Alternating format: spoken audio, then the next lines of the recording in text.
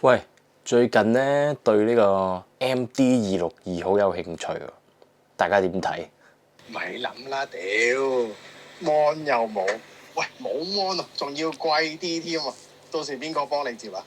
又有啲道理。我有啊，可以借俾你試下。喂，有得試又唔係咁講喎，冇理由唔試下啫。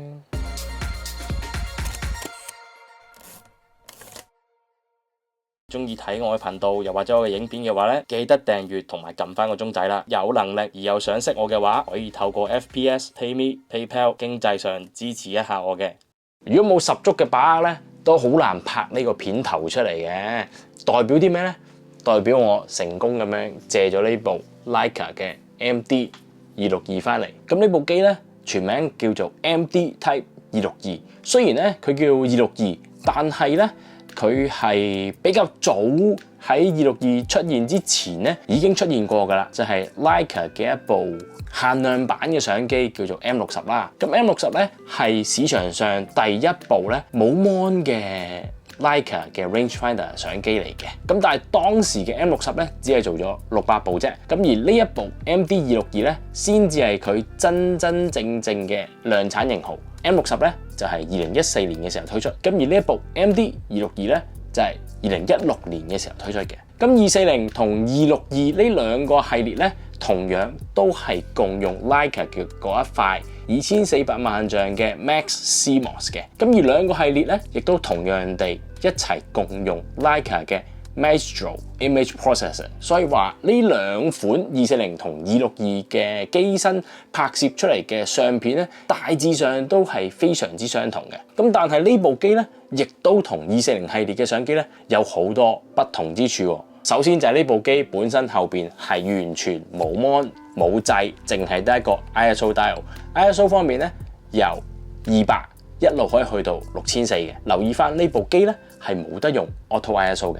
機頂方面同 MP240一樣，都有做到一個 Leica 嘅黑字喺度嘅。快門由4000分之一秒，最長可以做到 B 快門嘅60秒。咁大家見到啦，呢度咧一樣都係有開機之後嘅單張拍攝啦、連續拍攝啦。咁但係呢一個 function 掣咧就有好大嘅改變啦。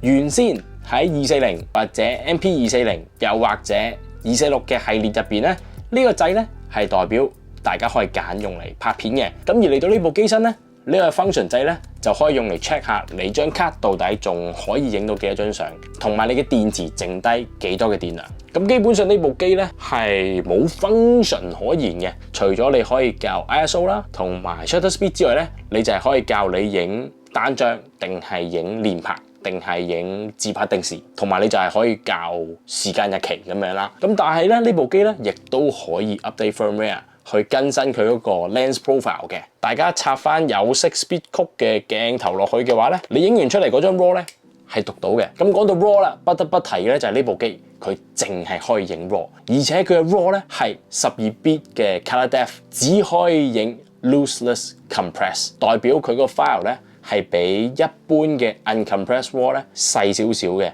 大約落喺25M 左右。咁而佢嘅測光系統咧，採用一個 center weight 嘅 metering。咁而頭先講過啦，雖然佢係有連拍嘅功能啦，但係佢每一次咧1秒可以影3張，最多咧只可以應付到8張嘅連拍，因為呢部機入邊嘅嗰個 RAM buffer 咧只有1GB嘅啫。Rangefinder 方面咧，採用咗同240系列一模一樣嘅0.68倍率Rangefinder Viewfinder。咁機頂同機底咧採用咗鎂鋁合金，整體拎上手嗰個 feel 咧，同你拎起一部240嘅相機非常之接近。優點方面啊，呢部機非常之純粹啊，冇多餘嘅功能，等你可以好享受整個拍攝嘅過程，唔好俾太多不同嘅電子功能去干預咗你點樣去創作。基本上用呢部機拍攝咧，用全 M mode 就可以好享受到同影菲林差唔多嘅嗰個 experience。咁而佢咧亦都比起240同246嘅相機咧，有更快嘅開機同埋反應時間嘅。另一樣啊，就係呢部機嘅電量咧非常之襟用啊！我今次咧影咗大約800張相啦，電量仲有55% 剩啊！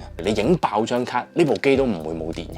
咁其實缺點方面啊，真係好難講嘅，因為佢基本上係冇啊，因為你冇乜功能，你就冇乜缺點啦嘛，係咪先？當使用呢部機嘅時候咧，大部分時間咧都係一個好純粹嘅攝影體驗啊。只要你將佢當做係一部菲林嘅 M 機嘅話咧，基本上你唔會對佢有好多遐想啊，冇乜要求啊，亦都冇乜好大嘅對功能上面嘅追求。佢提供咗一個非常之簡單、直接、粗暴、優美、休閒、放鬆嘅體驗俾大家去 enjoy 攝影呢回事。咁但係如果你當佢係一部 digital 機去用嘅話咧，你一定唔滿意啦，因為大家都會覺得 digital 我俾錢去玩數碼嘅一個相機，點解佢可以拎走晒所有 function 咧？咁如果你係會咁樣諗嘅話咧，呢部機咧的確係唔適合你去使用，亦都唔會享受到嘅。咁而往後嘅 M10D 啦同埋 M11D 啦都加咗唔同嘅新功能落去啊，令到呢部 MD262咧更加有一個非常之獨特嘅位置喺整個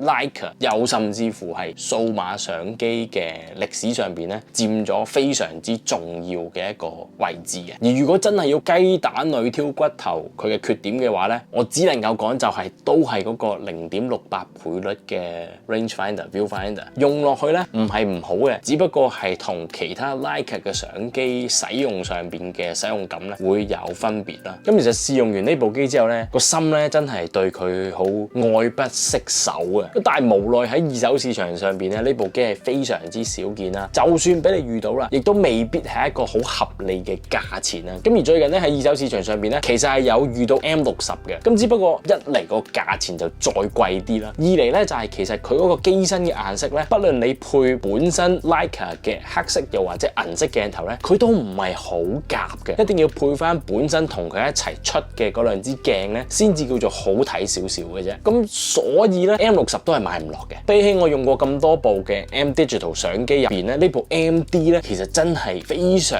之咁令我更加想影多啲相嘅，真係當咗佢係一部菲林相機咁樣影啦。但係咧你又唔需要話好介意每張相影出嚟到底會唔會炒咗車喎，因為佢始終係一部 digital。真係驚嘅話咧，你就同一個 frame 撳多2-3張，俾個保險自己，增加咗拍攝嘅樂趣之餘咧，亦都減少咗少少而家喺呢個經濟環境之下影菲林咁高嘅成本。咁白平衡方面啦，佢比起其他240系列嘅相機咧係準少少嘅，冇咁青青綠綠嘅 feel 啦，但係咧都唔可以話係完全100% 準確嘅。整體上嗰個顏色嘅表現咧，比起240系列嘅相機咧都容易調校少少嘅。唔知係咪因為佢係後來先出嘅關係啦，所以嗰個 image processing 咧同240咧有啲唔同。我自己咧就會咁樣去推斷啦。咁而同240系列比，用得最爽嘅一點咧就係嗰個開機嘅反應非常之快，一開機已經可以即刻影啦。佢嗰個 buffer 雖然只有1GB啦，但係由於呢部機基本上咩功能都冇，所以整體上嗰個相機嘅反應咧比起 MP240咧更加快、更加爽朗啲。咁今次條片咧就嚟到呢度啦。如果大家有啲咩想法、意見、心得咧，不妨喺下面留言話俾我聽。咁而我都好希望咧喺不久嘅將來亦都可以買到一部 MD262，到時咧有機會再同大家分享啦。咁呢度咧，我想多謝 Simon 再一次借出佢貴重而又珍重嘅器材俾我做 review 嘅。我係 Anakin，下次再見，拜拜。